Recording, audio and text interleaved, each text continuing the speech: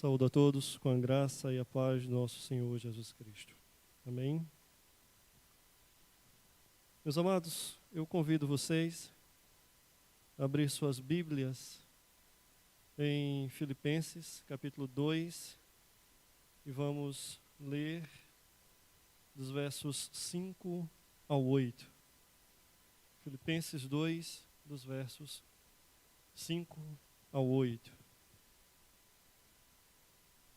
Que diz assim: tende em vós o mesmo sentimento que houve também em Cristo Jesus, pois ele, subsistindo em forma de Deus, não julgou como usurpação o ser igual a Deus.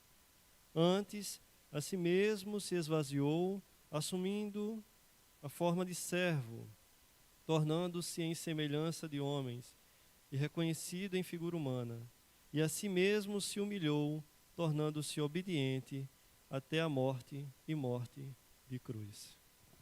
Vamos orar por esta palavra. Senhor nosso Deus e Pai, queremos te agradecer, Pai, primeiramente, por estarmos aqui em tua santa presença, agradecer por todas as bênçãos que o Senhor tem derramado sobre nós, pelos livramentos que o Senhor tem nos dado, e também, Pai, agradecer por essa palavra lida, Pai. Que ela venha fazer morada em nossos corações, que ela venha nos consertar, que ela venha nos trazer, Pai, a identidade de um verdadeiro cristão. Ó Senhor, ser com este que fala nesta noite, vem falar através dele, Pai, que ele venha ser um instrumento em tuas mãos. E que tudo quanto for dito, seja dito aquilo que o Senhor quer falar à tua igreja nesta noite. Perdoa os nossos pecados, porque somos homens e mulheres falhos, e nos ajuda, Pai, a continuar na nossa jornada até chegarmos nas regiões celestiais. É assim que nós te oramos, agradecidos por tudo, em nome de teu Filho Jesus. Amém. Meus amados, essa noite nós vamos falar um pouco sobre qual é a nossa identidade. Muito falamos, em sermos cristãos, abrimos a boca para dizer eu sou um cristão, eu sou um crente, mas muitas vezes também temos que nos perguntar se realmente as nossas atitudes, se o nosso viver tem sido um viver de um verdadeiro cristão. Que identidade nós estamos mostrando, ou qual é a nossa verdadeira identidade. E eu quero começar aqui, nessa introdução, falando que nós temos 3 demandas em nossas vidas. Primeiro, ser aquilo que os outros querem que sejamos. As pessoas, muitas vezes, elas criam perspectivas sobre nossas vidas e muitas vezes querem nos moldar. Nós, como pastores, por exemplo, nós sofremos muito com isso. Da igreja, porque os nossos irmãos, as nossas ovelhas, veem como o pastor fulano de tal trabalha, como o pastor fulano de tal doutrina a sua igreja, como ele cuida da sua igreja, como ele trata dos eventos da sua igreja, e muitas vezes querem olhar para o seu pastor e dizer assim, mas eu queria que o meu pastor fosse igual a pastor fulano de tal.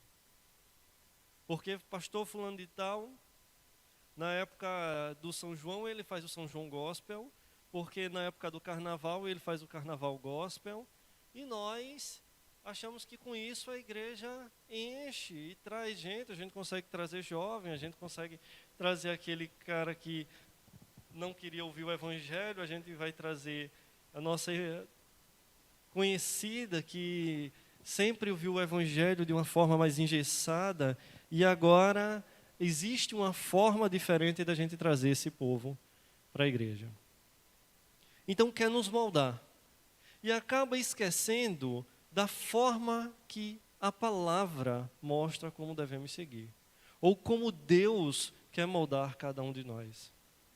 Muitas vezes nós nos esquecemos do que a palavra ela tem falado para nós, porque muitas vezes nós não estamos lendo a palavra como deveríamos ler. Nós não estamos estudando, nós não estamos buscando a Deus como deveríamos buscar. E aí começamos a fazer tudo de uma forma que, como todo mundo faz, e acabamos perdendo a nossa identidade. Quantas igrejas têm perdido sua identidade porque deixaram de olhar para esta palavra e começaram a olhar para o modismo do mundo? Começaram a trazer as coisas do mundo para dentro da igreja, quando deveria ser ao contrário. E tanto nós, pastores, como os membros, como cada ovelha, também muitas vezes tem perdido a sua identidade de cristão por conta dessas coisas. Então o primeiro ponto é esse. Uma das 3 demandas é essa, é ser aquilo que os outros querem que sejamos. O segundo é ser aquilo que eu quero ser. Muitas vezes nós olhamos para as pessoas que, acontece muito isso com os filhos. Os filhos, os pais têm um querer sobre os filhos, não porque você tem que estudar mais, que você tem que ser um médico, um advogado. E aí chega um momento da vida que o filho pode até fazer aquilo que o pai quer, mas chega um momento da vida dele que ele diz assim, olha, tá aí, eu já fiz o que o senhor queria, agora eu vou ser o que eu quero. A minha vida, toda a minha adolescência, eu sempre fiz o que o senhor quis, agora eu sou um adulto, eu vou ser o que eu quero ser. E acaba muitas vezes esse fazendo o querer do seu coração, trazendo frustrações ou coisas piores sobre suas vidas. A terceira demanda é ser aquilo que Deus deseja que nós sejamos. Há uma grande diferença entre ser aquilo que os outros querem, ser aquilo que eu quero ser e ser aquilo que Deus quer que sejamos. E acontece muitas vezes que antes de eu ser algo, eu nem mesmo sei bem o que eu sou ou quem eu sou. E isso é tão verdadeiro que ocorre conosco desde lá de trás, desde a queda de Adão, desde o pecado. Desde que o homem caiu, desde a sua queda, o homem perdeu essa identidade de quem ele é em tudo isso. Ao ponto de inverter as coisas, de querer inverter a questão do Criador e a criatura, e ao ponto de muitas vezes ele mesmo querer ser o centro de tudo, quando ele não foi criado para ser o centro. Mas ele foi criado para um objetivo.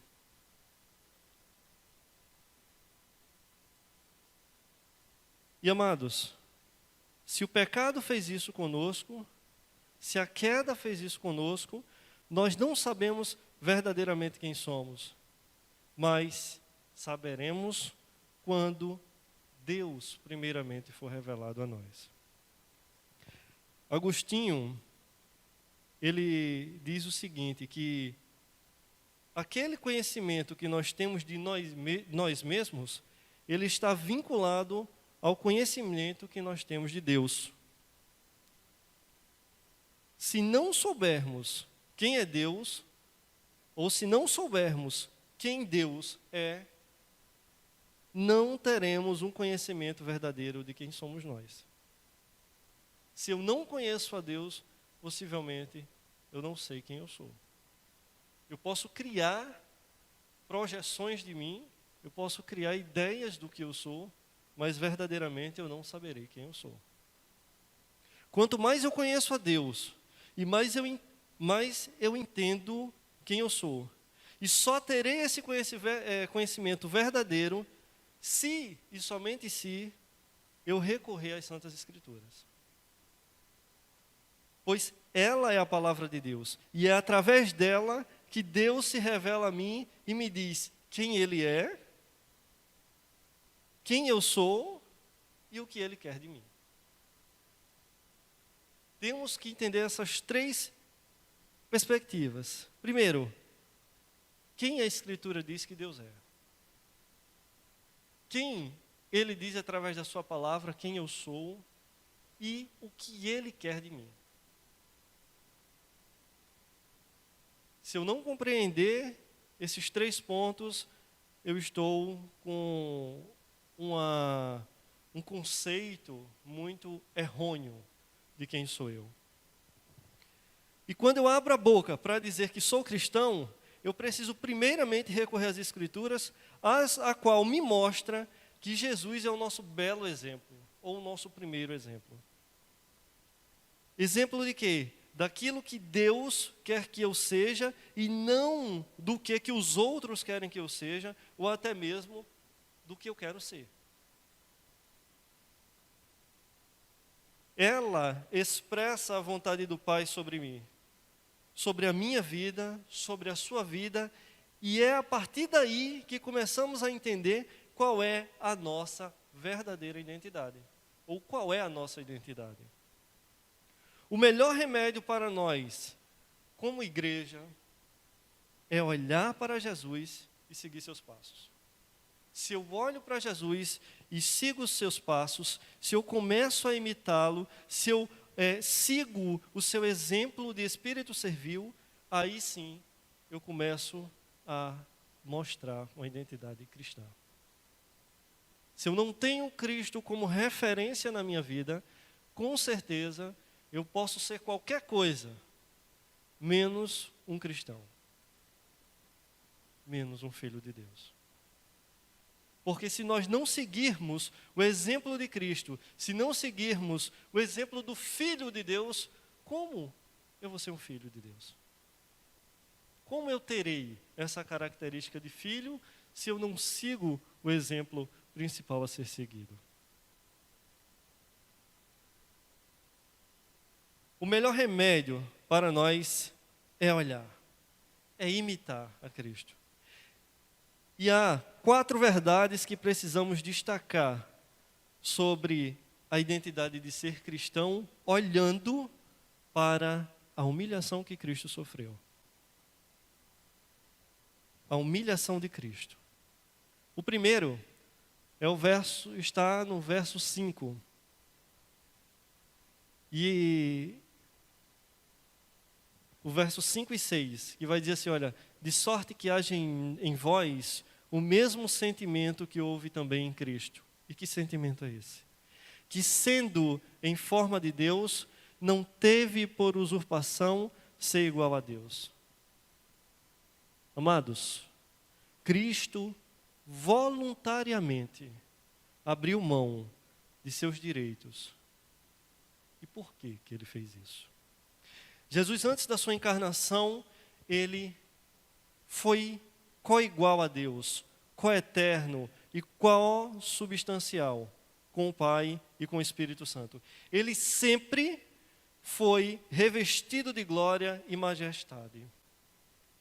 Ele é o Criador de todas as coisas, visíveis e invisíveis. Ele sempre foi adorado pelos anjos nas cortes celestiais. Porém, Jesus não se agarrou aos seus privilégios, nem de sua igualdade com Deus. Antes, voluntariamente, abriu mão dela por amor a mim e a você. Por isso que Deus, ele abriu mão de seus direitos, por amor a mim e a você. Jesus não pensou em si mesmo, ele pensou em nós. Ele abriu mão de sua glória, desceu das alturas e usou os seus privilégios para abençoar a mim e a você. E aí, eu gostaria de fazer uma pergunta. O que eu e você temos feito para abençoar os outros? Qual é a nossa escala de egoísmo?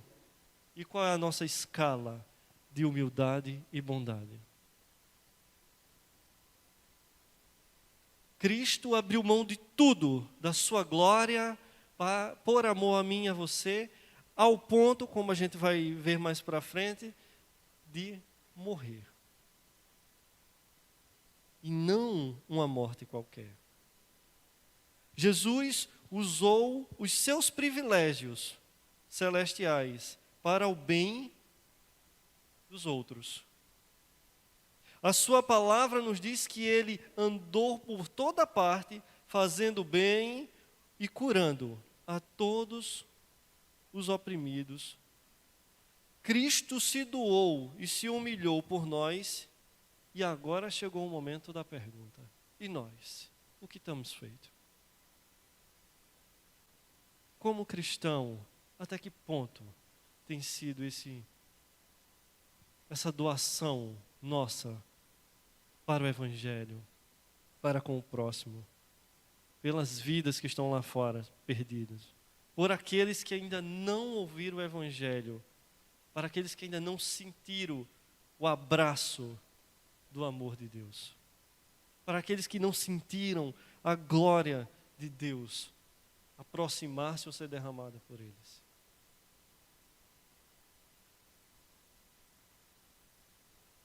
É muito interessante. Hoje à noite mesmo, quando nós chegamos, o pastor estava perguntando aqui a Gabriel se ele iria para Sumé, ou por que ele não iria para Sumé.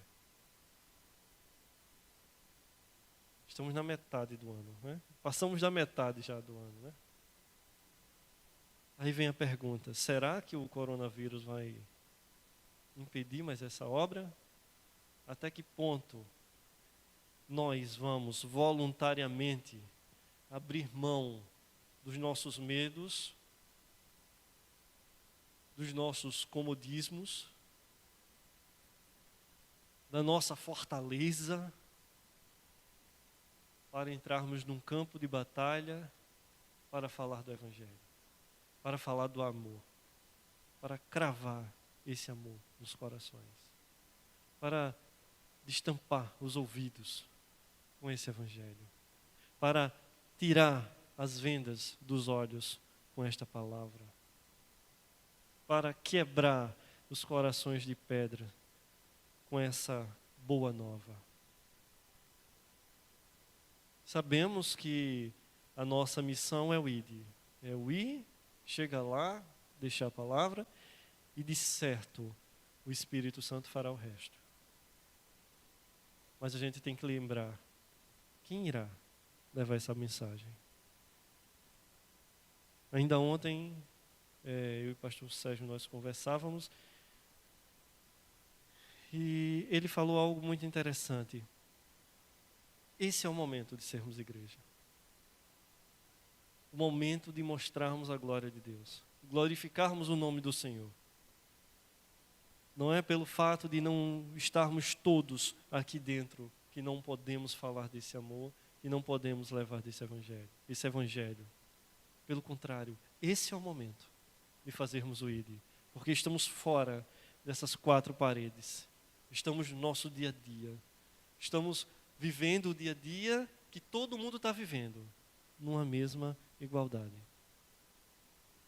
Esse é o momento de levarmos a mensagem que salva, que cura, que liberta. Esse é o momento de sermos cristãos. O verso 6 ainda vai dizer que, verso 7 ele vai dizer, esvaziou-se a si mesmo. O verso 7 vai dizer, mas esvaziou-se a si mesmo, tomando a forma de servo. Eu vou ficar com a primeira parte.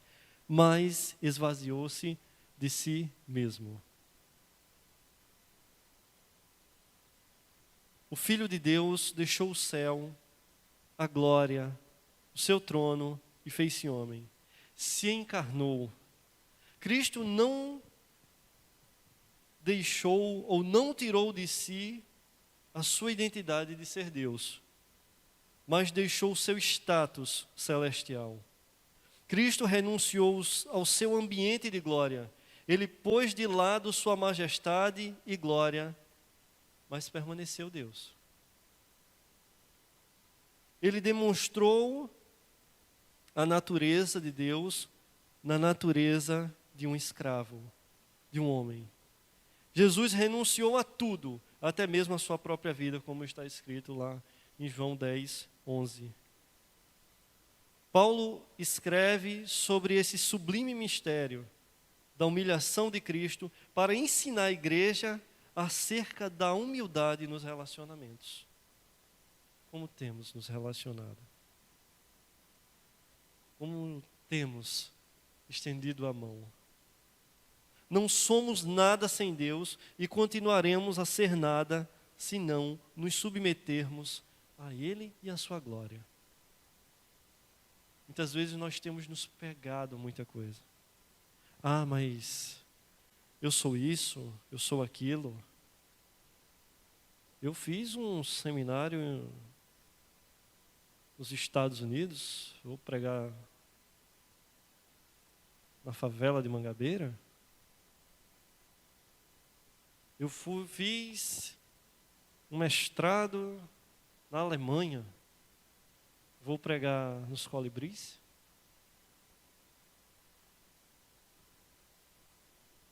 Antes, temos que nos esvaziar. E a ideia do esvaziar é como um copo, que a gente vai cheio de água, esborrando, e nós derramássemos e começássemos do zero. Precisamos nos esvaziar perante Deus, para que Ele nos encha, porque de certo o que nós temos esborrando não é bom, mas o que Ele vai completar, o que Ele vai colocar ali dentro, é algo superior ao nosso entendimento, ao que nós podemos fazer, ao que nós podemos buscar.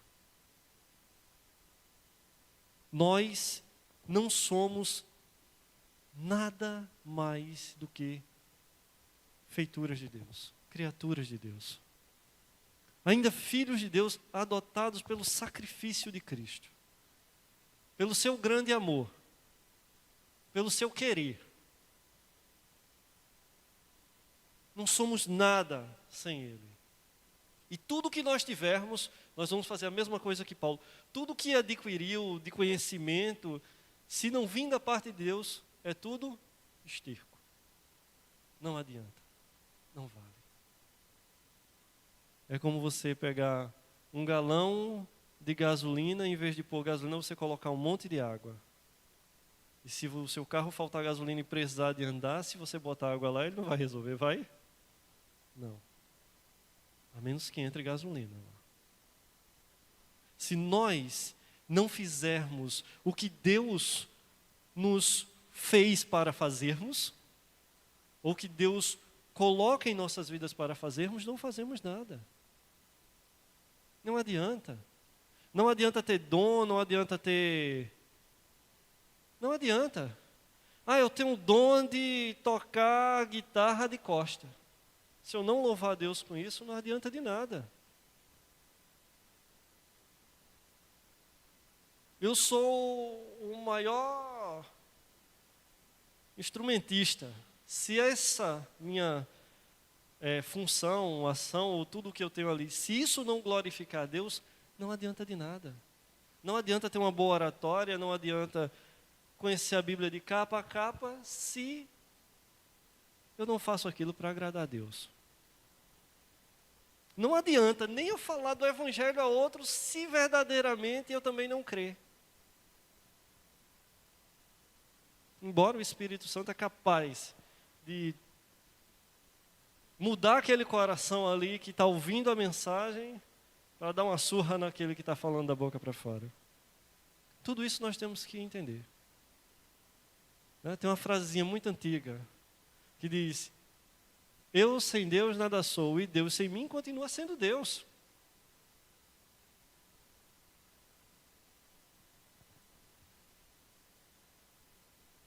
Ainda no verso 7, ele vai dizer assim, olha, o primeiro foi, mas esvaziou-se a si mesmo. E vai dizer, olha, tomando a forma de servo. Tomando a forma de servo. E não só tomando a forma de servo, mas fazendo-se semelhante aos homens. Cristo serviu. E não serviu de qualquer forma. Ele não serviu de qualquer forma ou vou fazendo como der.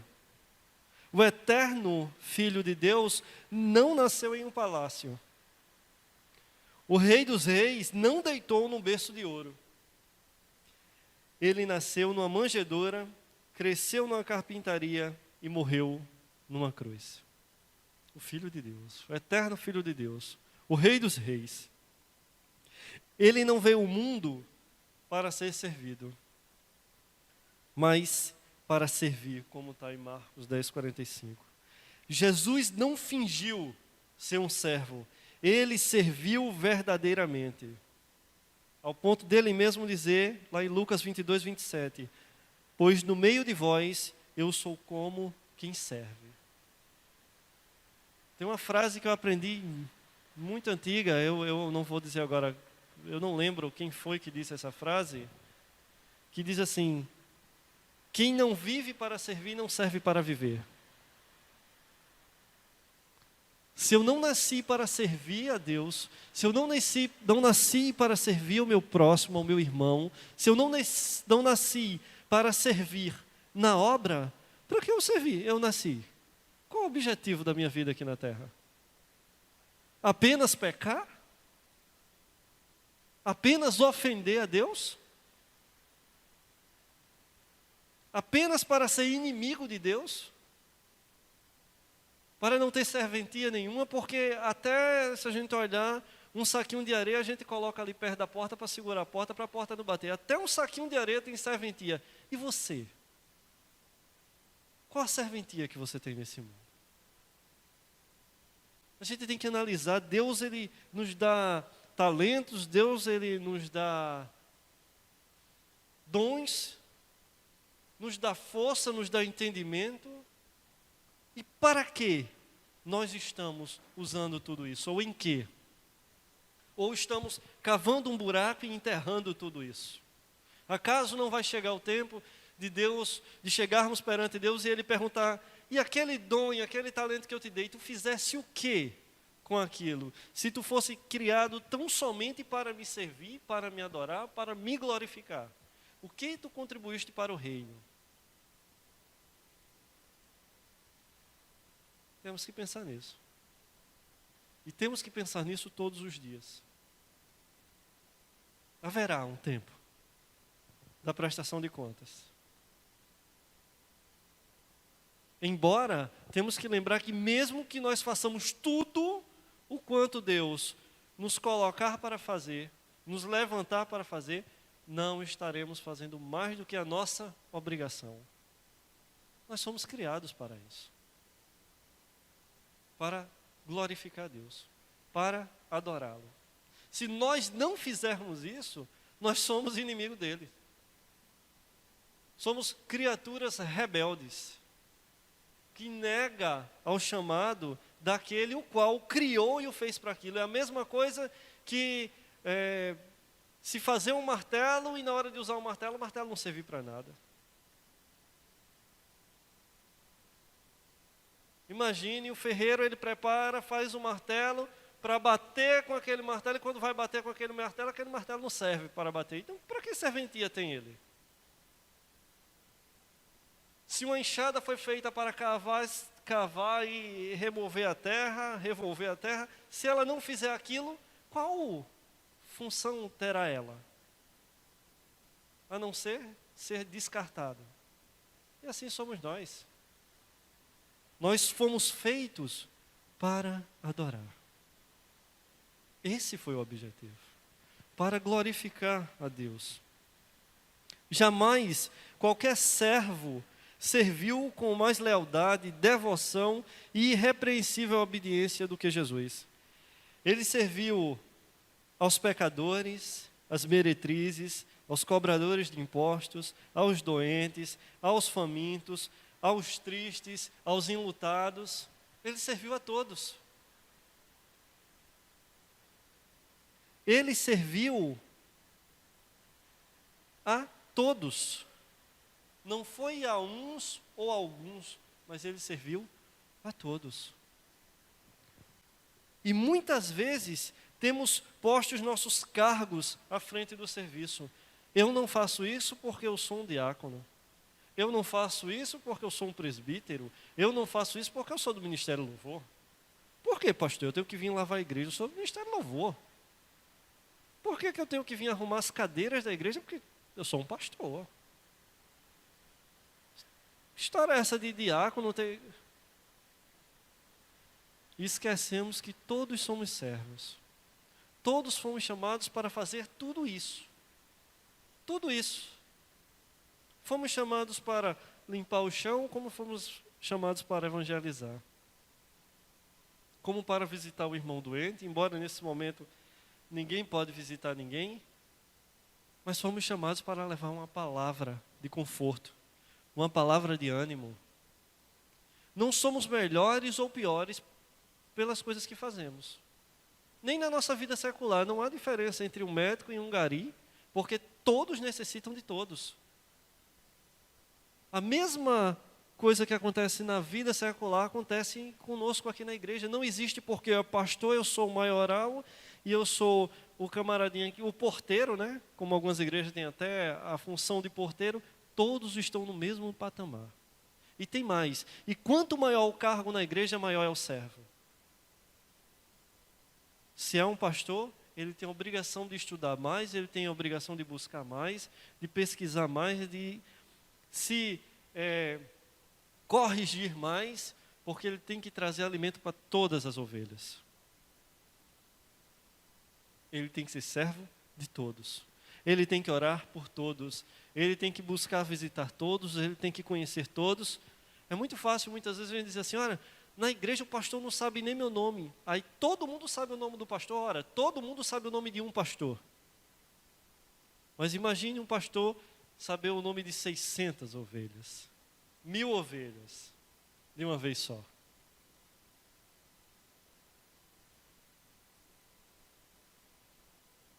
Mas o que eu quero dizer aqui é que somos todos servos.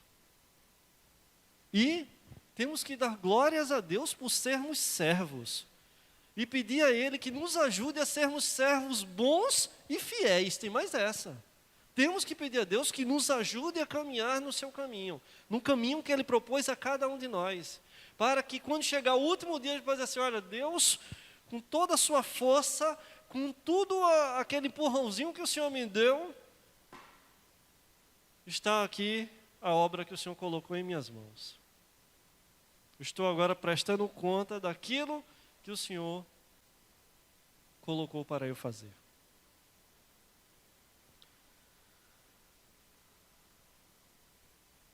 Meus amados, Cristo apenas serviu. Sem porquê, sem e se, sem pode ser mais tarde.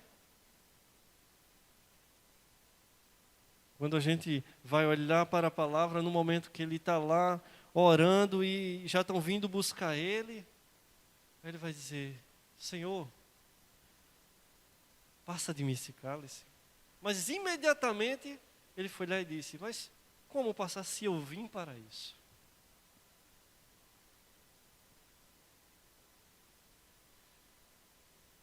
Amor. O coração dele estava ali na obra. E a sua obra não foi qualquer obra, mas foi uma obra sacrificial. E a gente entra no verso 8. O verso 8 que vai dizer, e achado na forma de homem, humilhou-se. Humilhou-se a si mesmo, sendo obediente até a morte. E não uma morte qualquer. Não foi uma morte que, acabou-se, caiu, não sentiu dor, um infarto. Não. Uma morte que durou horas. Uma morte que durou dores, que houve, né, dores terríveis, a ponto de um homem comum não aguentar. Porque não era só aquela dor física, mas vinha toda a questão do nosso pecado sendo cravado ali em cada chaga daquela. Ao ponto de os estudiosos, os médicos dizerem que aquele suor de sangue foi do tamanho estresse que ele teve, ao ponto dos seus vasos da pele se romperem e o sangue sair ali misturado com seu suor. Não foi um sofrimento qualquer. Não foi uma morte qualquer.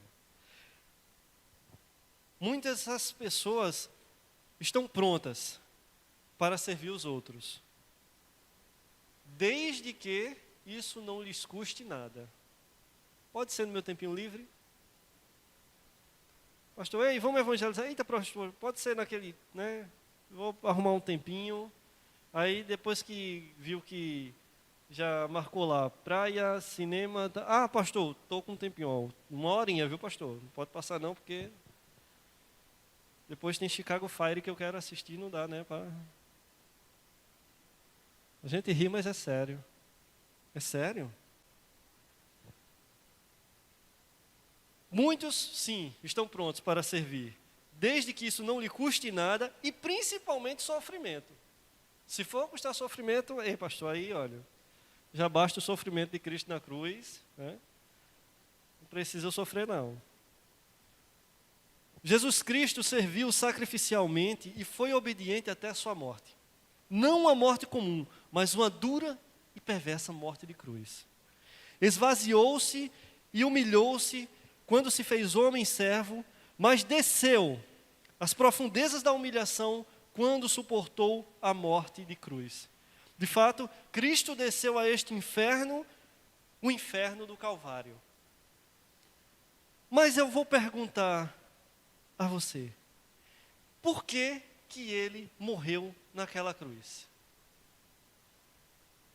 Alguns podem dizer, porque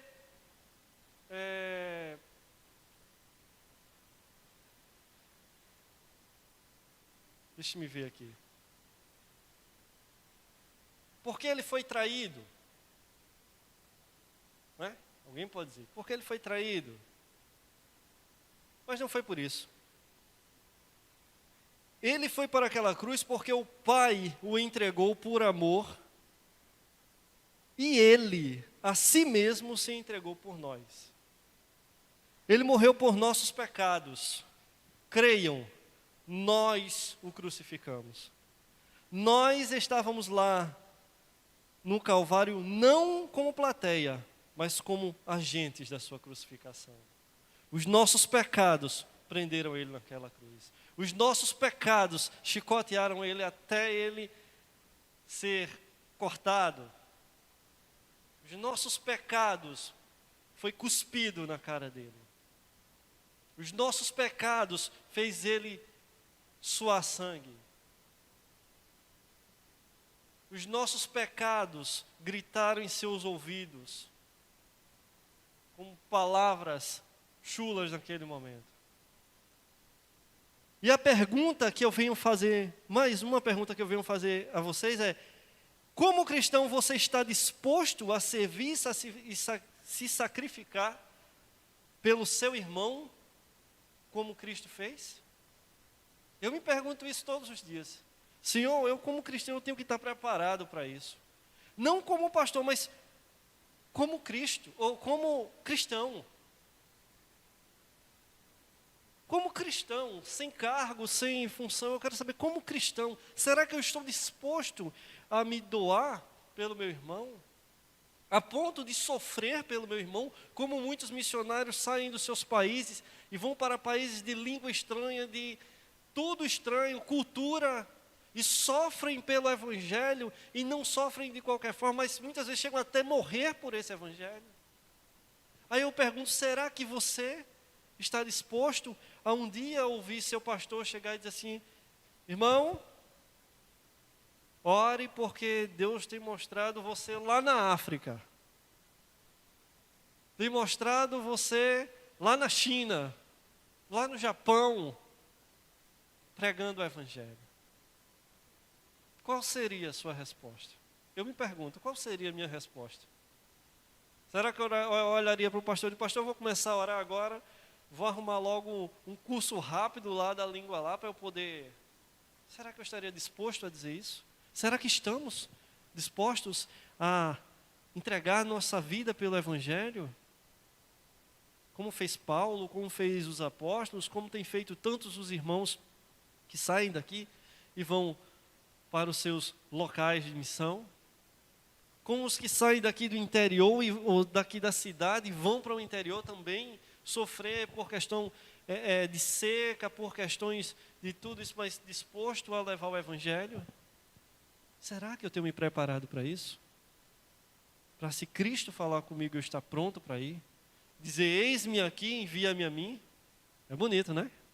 É muito bonito. A gente começa a ler lá Isaías, é muito lindo. Eis-me aqui, envia-me a mim. Mas e quando chegar a nossa hora? Será que eu estou disposto a doar a vida pelo meu irmão? Tem uma musiquinha que eu sempre ouvi, ela diz assim: prova de amor maior não há que doar a vida pelo irmão. Né? O povo da minha casa, tudo católico, eu fui católico e a gente cantava muito isso na igreja. Doar a vida pelo meu irmão. Doar verdadeiramente, não é de fachada, mas doar.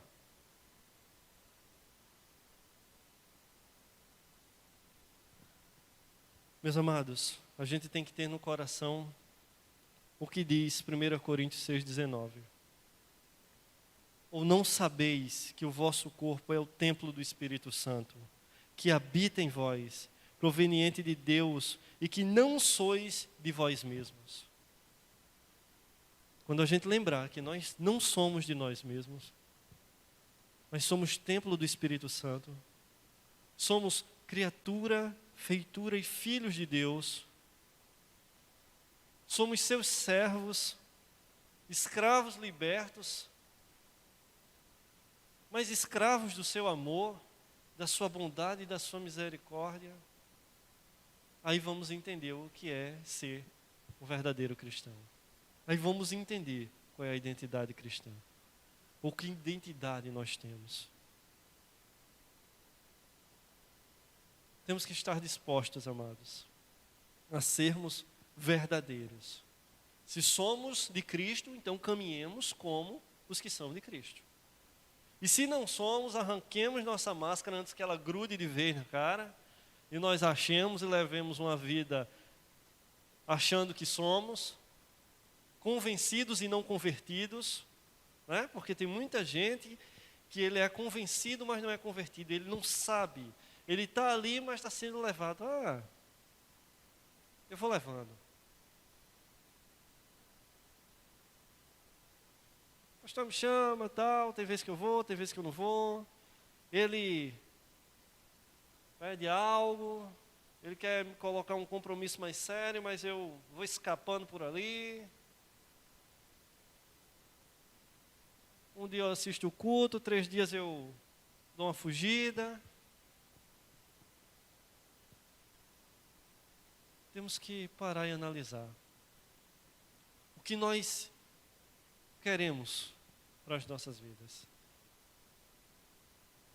É sermos um qualquer um ou um filho de Deus? Porque para ser um filho de Deus, existe um molde para isso. E não é um molde fácil de entrar. É como o camarada está com um pezinho acima e querer vestir um 38 e ele não entra no 38 de jeito nenhum. Mas tem que entrar. Tem que se moldar. A gente vai ter que entender que para ser um cristão, ou ter uma identidade cristã, não é a igreja que tem que se moldar a mim, porque tem que ser melhor assim para mim. Mas eu tenho que ser melhor para a obra da forma que a palavra nos diz. Sou eu que me moldo. Ou melhor, é Deus que me molda. Eu deixo Deus me moldar. Porque muitas vezes eu não quero dar ouvido a nada. Mas quando nós compreendermos que é Deus quem nos molda para vivermos a sua obra, para fazermos a sua obra, aí a gente vai entender. Porque a partir daí, verdadeiramente, a gente vai conhecer mais o dono da obra do que a obra. E quando nós buscamos conhecer mais o dono da obra, mais ele vai nos capacitando para trabalhar em sua obra. Então que nessa noite nós saiamos ou estejamos, fixemos, né, melhor dizer assim, essa palavra em nossos corações. Que Cristo seja o meu maior e melhor exemplo para uma identidade. Se eu quero buscar ser algo, ser alguém, que eu imite os passos de Cristo. Olhar pelo próximo. Olhar para o outro e entender e ver o que Deus quer de mim. Abrir os ouvidos para que Deus fale comigo. Porque muitas vezes Ele está falando e eu não estou dando ouvidos. E eu agradeço essa rica oportunidade em nome de Jesus. Ministério? Amém?